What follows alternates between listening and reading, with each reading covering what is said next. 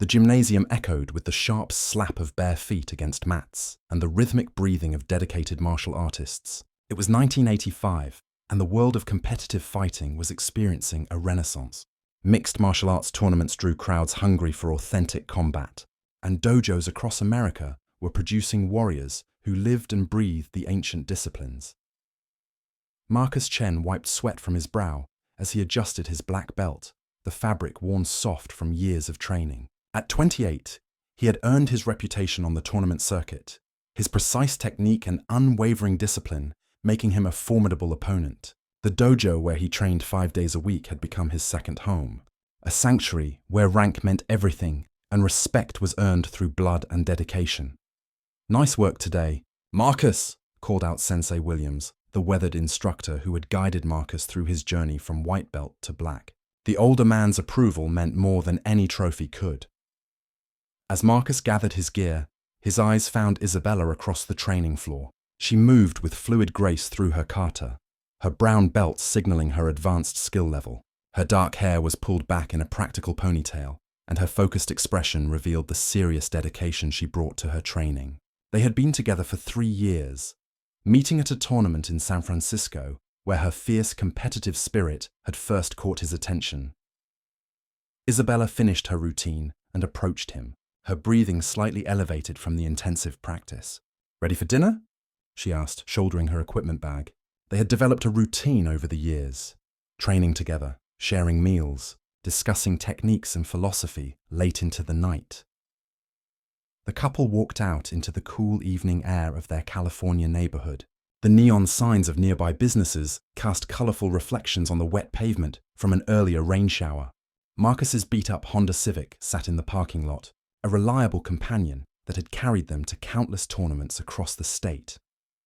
"The regional championships are coming up in 3 months, Isabella mentioned as they drove through the familiar streets. "I've been thinking about competing in the advanced division this time." Marcus nodded, his hands steady on the steering wheel. "You're ready for it. Your ground game has improved significantly since last year." He meant it. Sincerely, Isabella's dedication to improvement was one of the qualities he most admired about her. Their relationship had been built on shared passion and mutual respect. Both understood the sacrifices required to excel in martial arts. The early morning training sessions, the strict dietary discipline, the financial strain of competition fees and travel expenses. They supported each other through victories and defeats, celebrating together and consoling each other when tournaments didn't go as planned. As they pulled into the parking lot of their favorite Thai restaurant, a modest establishment frequented by fighters and athletes, Marcus felt content with their life together. The restaurant's owner, a former boxer from Thailand, always greeted them warmly and knew their usual orders by heart. "Same table?" asked the hostess, leading them to their preferred spot near the back where they could speak privately about training strategies and upcoming competitions. Isabella studied the menu she had memorized long ago, her mind clearly elsewhere. "Marcus, I've been thinking about where we're heading," she said quietly, her voice carrying a weight that made him look up from his own menu. The words hung in the air between them, loaded with implications that Marcus wasn't quite ready to process. He had grown comfortable in their routine, assuming their shared dedication to martial arts would be enough to sustain their relationship indefinitely. The thought of change, of examining what lay beyond their current arrangement, hadn't seriously crossed his mind. Their waiter approached, interrupting the moment with requests for drink orders and specials of the evening. But Marcus could sense that something fundamental had shifted in their conversation, and the comfortable certainty he had felt just moments before began to feel less secure. The weeks following their dinner conversation brought a subtle but unmistakable shift in Isabella's behavior.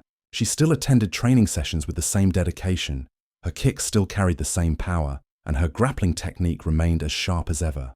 But Marcus noticed the small changes. How she lingered longer after class to speak with other students, how she seemed distracted during their usual post-training discussions, and how their conversations increasingly focused on technique rather than their shared future. Marcus tried to bridge the growing gap through the language he knew best, martial arts. He suggested additional training sessions, proposed attending a prestigious tournament in Nevada together, and even offered to help her prepare for her instructor certification. Each suggestion was met with polite enthusiasm that felt hollow compared to the genuine excitement she once showed. "I think I need some space to figure things out," Isabella finally said one evening as they sat in his apartment, the glow of his small television casting shadows across the sparse furnishings. The apartment reflected his priorities.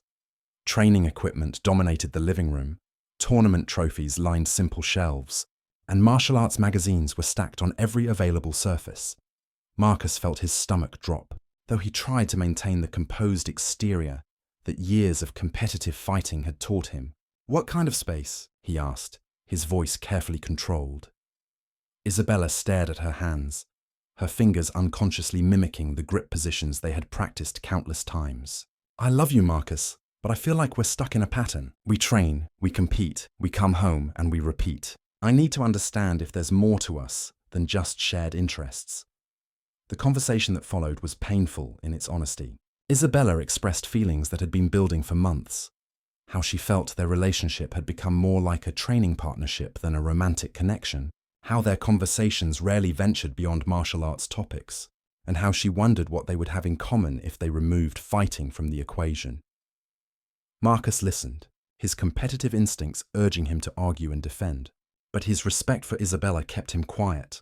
He recognized the truth in her words, even as he struggled to understand why their shared passion wasn't enough to sustain them.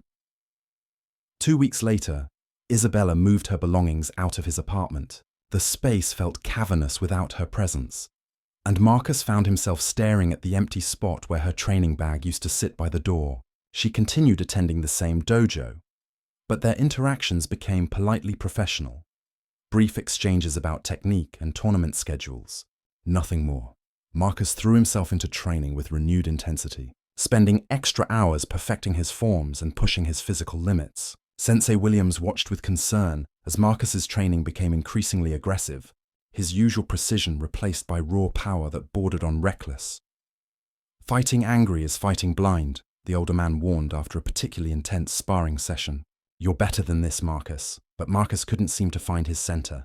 The discipline and control that had made him successful in competition felt like barriers preventing him from processing his emotions. He attended tournaments alone, his victories feeling hollow without Isabella there to share them. 3 months after their separation, Marcus heard rumors circulating through the local martial arts community. Isabella had been seen training at a different dojo across town, working with a new instructor who specialized in advanced grappling techniques. The instructor was David Rodriguez, a renowned black belt who had recently moved to California after establishing successful schools in Texas and Arizona. Marcus knew of Rodriguez by reputation, a skilled fighter with an impressive tournament record and a teaching style that emphasized both technical excellence and philosophical depth. He was everything Marcus respected in a martial artist, which made the growing rumors about Isabella's involvement with him particularly difficult to process. The confirmation came at a regional tournament where Marcus was competing in the advanced division. Between matches, he spotted Isabella in the stands, but she wasn't alone. Sitting beside her was David Rodriguez, their body language suggesting a familiarity that went beyond student and instructor. The martial arts community in their city was tight-knit, and news traveled quickly through the network of dojos, tournaments, and training camps. Within 6 months of their breakup, Marcus couldn't escape the constant updates about Isabella and David Rodriguez. Their relationship had moved beyond student and instructor, evolving into something that seemed to encompass everything Marcus felt his own relationship with Isabella had lacked. David Rodriguez wasn't just another black belt, he was a complete martial artist who had traveled extensively, studying different disciplines across Asia and South America. His dojo emphasized not only physical technique but also meditation, philosophy, and the mental aspects of combat. Students spoke of his teaching with the kind of reverence usually reserved for masters with decades of experience. Marcus found himself obsessively gathering information about his replacement. Rodriguez was 32, 4 years older than Marcus, with a competition record that included victories in both traditional and mixed martial arts tournaments. He had studied Muay Thai in Thailand, Brazilian Jiu-Jitsu in Rio de Janeiro, and traditional Kung Fu in Hong Kong. His dojo offered classes in multiple disciplines, creating a comprehensive martial arts experience that attracted serious students from across the region. More troubling for Marcus was learning about David's approach to relationships and personal development. According to mutual acquaintances, David encouraged his students to explore all aspects of their lives, not just their martial arts training. He organized hiking trips, book discussion groups, and cultural events that helped his students develop well-rounded perspectives. The contrast with Marcus's own lifestyle was stark and uncomfortable. His apartment remained a shrine to competitive fighting. His conversations still revolved primarily around technique and tournaments, and his social circle consisted almost entirely of other martial artists. He began to understand what Isabella had meant about feeling trapped in a pattern. 8 months after their separation, Marcus received an invitation that felt like a punch to the gut. Isabella and David were getting married, and the ceremony would be held at David's dojo. The invitation was written in elegant calligraphy on high-quality paper, reflecting a level of thoughtfulness and planning that Marcus had never brought to their relationship. The invitation included a personal note from Isabella. "Marcus, I know this might be difficult, but you've been an important part of my martial arts journey. I would be honored if you could be there to celebrate this next chapter of my life." Marcus stared at the invitation for hours, reading and rereading the words until they began to blur together. Part of him wanted to tear it up and pretend he had never received it. Another part felt compelled to attend, though he couldn't articulate exactly why. He spent the following weeks in a fog of regret and self-examination. For the first time since Isabella had left, Marcus forced himself to honestly evaluate their relationship and his role in its failure. He realized that he had taken her presence for granted, assuming that their shared passion for martial arts would be sufficient to sustain them indefinitely. The memories that surfaced during this period were painful but illuminating. He remembered how Isabella had occasionally suggested activities outside their martial arts routine, visiting museums, attending concerts, taking weekend trips to explore new places. Marcus had consistently declined these suggestions, viewing them as distractions from their training regimen. He recalled conversations where Isabella had tried to discuss her career aspirations beyond martial arts, her interest in possibly teaching children or opening her own studio. Marcus had listened politely, but never offered the kind of support and encouragement that might have helped her pursue these dreams. Most painfully, he remembered the gradual way Isabella had stopped sharing her deeper thoughts and feelings with him. What he had interpreted as contentment with their routine had actually been her resignation to the limitations he had unconsciously imposed on their relationship. 2 weeks before the wedding, Marcus made a decision that surprised even himself. He would attend the ceremony, not to disrupt or interfere, but to witness Isabella's happiness and perhaps find some closure for himself. The decision felt like the most mature thing he had done since their relationship ended. He purchased a thoughtful wedding gift, a beautifully crafted set of meditation bells that he knew would be meaningful in David's holistic approach to martial arts. The gesture felt strange but right, an acknowledgement that Isabella had found something with David that Marcus had been unable to provide. The morning of Isabella's wedding dawned crisp and clear, typical of California's autumn weather in 1986. Marcus stood before his bathroom mirror, adjusting his tie for the 3rd time. He had chosen his best suit, a navy blue ensemble he typically reserved for formal tournament ceremonies and award presentations. The reflection staring back at him looked composed, but his hands betrayed his nervousness with their slight tremor. David Rodriguez's dojo had been transformed for the occasion. Traditional martial arts weapons and training equipment had been carefully arranged as decorative elements, while white silk drapes and carefully placed flowers created an atmosphere that honored both the couple's shared passion and the solemnity of the ceremony. The space managed to feel both familiar and completely foreign to Marcus. Guests began arriving in the early afternoon, and Marcus was struck by the diversity of the attendees. While many faces were familiar from the local martial arts community, there were also people who clearly came from other aspects of Isabella and David's lives. Colleagues from Isabella's part-time job at a local bookstore, friends from David's philosophy discussion group, and family members who had traveled from various states to attend. Marcus took a seat toward the back of the assembled chairs, close enough to participate in the ceremony, but far enough away to avoid drawing attention to himself. He watched as other guests greeted each other warmly, their conversations covering topics ranging from recent tournaments to book recommendations to travel experiences. The ceremony itself was a reflection of the couple's values and shared interests. Instead of a traditional religious officiant, they had chosen Sensei Williams to perform the service, incorporating elements of martial arts philosophy alongside conventional wedding vows. Isabella looked radiant in a simple but elegant dress that allowed her to move with the same grace she displayed during training. David stood at the front of the dojo wearing a formal black gi with his master's rank clearly displayed. His posture reflected the same confident composure he brought to his teaching, but his expression revealed genuine emotion as he watched Isabella walk toward him down the makeshift aisle. The vows they exchanged were personal and meaningful, referencing their shared commitment to growth, balance, and mutual support. Isabella spoke about finding a partner who encouraged her to explore all aspects of herself, not just her abilities as a martial artist. David promised to honor Isabella's strength while supporting her dreams and aspirations. Marcus found himself genuinely moved by the sincerity of their words. Despite his own pain, he could see that Isabella had found something authentic and nurturing with David. The contrast with his own rigid approach to relationships was impossible to ignore, but rather than feeling bitter, Marcus experienced something closer to understanding. During the reception that followed, Marcus remained largely in the background, observing the celebration while nursing a single glass of wine. He watched Isabella interact with guests, noting how animated and joyful she appeared. Her laughter came easily, and she moved through the crowd with a confidence that seemed more complete than anything he remembered from their time together. Several of his former training partners approached Marcus during the evening, offering condolences that he politely deflected. He had no interest in dwelling on his loss or accepting sympathy for a situation he now understood he had largely created through his own limitations. As the evening progressed, Marcus found himself in conversation with Sensei Williams, who had observed the entire situation unfold over the past months. "This has been difficult for you," the older man said, his tone carrying the wisdom that came from years of guiding students through various life challenges.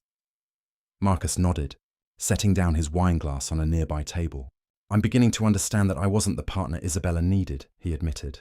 "I thought sharing martial arts was enough, but I never really supported her growth as a complete person." Sensei Williams studied Marcus's face carefully. "Recognition is the first step toward change," he said. "The question now is what you plan to do with this understanding." The conversation was interrupted when Isabella approached them, looking somewhat nervous but determined. She had changed from her wedding dress into a more casual outfit, suitable for the reception's activities. "Marcus, I'm so glad you came," she said, her voice carrying genuine warmth. "It means a lot to me that you're here." Marcus stood, feeling the weight of everything he wanted to say, but knowing this wasn't the time or place for lengthy explanations. "You look happy, Isabella. Really happy. I'm glad you found what you were looking for." She smiled, and for a moment, the awkwardness between them faded. "Thank you for understanding," she said softly, "and thank you for the beautiful gift. The meditation bells will have a special place in our new home." They stood together for a few moments, watching the celebration continue around them. The silence wasn't uncomfortable. It felt like a peaceful conclusion to a chapter of their lives that had needed proper closure. The months following Isabella's wedding marked a period of profound transformation for Marcus. The shock of witnessing her happiness with David had forced him to confront uncomfortable truths about himself and his approach to relationships. For the first time in years, Marcus began to seriously examine his life beyond the confines of martial arts competition.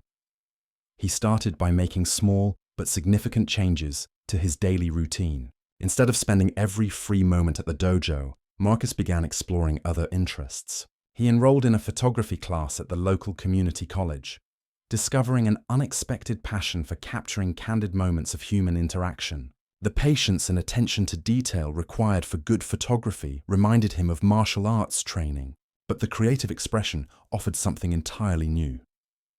Marcus also began reading books outside of martial arts philosophy and technique manuals. He explored literature, history, and psychology, finding that expanding his intellectual horizons enhanced rather than detracted from his understanding of combat arts. The discipline and focus he had developed through years of training proved valuable in academic pursuits as well. His relationship with Sensei Williams evolved during this period. The older instructor had watched Marcus's transformation with approval, occasionally offering guidance when Marcus struggled with self-doubt or old patterns of thinking. During one particularly meaningful conversation, Williams shared his own story of learning to balance martial arts dedication with other aspects of life. A true martial artist develops the whole person, Williams explained as they sat in the quiet dojo after an evening class. Physical technique is just one element. Mental discipline, emotional intelligence, and spiritual growth are equally important. You're finally beginning to understand this. Marcus's competition performance actually improved during this period of personal growth. With less anxiety about proving himself and more genuine enjoyment of the process, his technique became more fluid and intuitive. He won several regional tournaments, but the victories felt different, less desperate and more satisfying. The real test of Marcus's growth came 18 months after Isabella's wedding, when he met Sarah at a photography exhibition downtown. She was an art teacher at a local high school, passionate about helping young people express themselves creatively. Their initial conversation lasted 3 hours, covering topics ranging from artistic expression to educational philosophy to their shared interest in hiking. Sarah knew nothing about martial arts when they first met, and Marcus found this refreshing rather than limiting. Their relationship developed around shared values and genuine compatibility rather than common hobbies. When he eventually introduced her to his martial arts practice, she appreciated it as one aspect of his life rather than the defining characteristic of his identity. Marcus was careful not to repeat the mistakes he had made with Isabella. He actively encouraged Sarah's teaching career, attending her students' art shows and supporting her applications for educational grants. They took weekend trips to museums and galleries, explored different neighborhoods in the city, and maintained separate friend groups while also building shared connections. The growth wasn't always easy. Marcus occasionally caught himself slipping into old patterns of single-minded focus, but Sarah's gentle challenges helped him maintain balance. She appreciated his dedication to martial arts while also expecting him to be present for other aspects of their relationship. 2 years into their relationship, Marcus received an unexpected visitor at his dojo. David Rodriguez appeared one evening after regular training hours, approaching Marcus with the respectful formality that characterized interactions between martial artists of equal rank. "I wanted to thank you," David said, his voice carrying genuine sincerity. "Isabella told me about your conversation at our wedding. Your grace and maturity during a difficult situation meant a lot to both of us." Marcus studied the man who had essentially replaced him in Isabella's life, feeling none of the resentment he might have expected. "She deserves someone who could appreciate all aspects of who she is," Marcus replied. "I'm glad she found that with you," David nodded, then surprised Marcus with his next words. "I've heard about your recent tournament successes and your work in photography. It sounds like you found your own path to balance." The conversation lasted only a few minutes, but it provided closure that Marcus hadn't realized he needed. As David left the dojo, Marcus felt a sense of completion, not just regarding his relationship with Isabella, but regarding his understanding of himself. Standing alone in the familiar space where he had spent countless hours perfecting his technique, Marcus reflected on the journey that had brought him to this point. The regret he had carried for months had transformed into gratitude for the lessons learned, for the growth achieved, and for the authentic relationships he was now capable of building. His phone buzzed with a text message from Sarah, reminding him about dinner plans they had made for the following evening. Marcus smiled as he gathered his training gear, looking forward to sharing stories about his day and hearing about hers. The balance he had finally achieved felt sustainable and genuine, built on self-awareness rather than the desperate single-mindedness that had characterized his earlier years. The martial artist who walked out of the dojo that evening was fundamentally different from the one who had lost Isabella 3 years earlier, not because his dedication to fighting had diminished, but because he had finally learned to be a complete person both inside and outside the ring.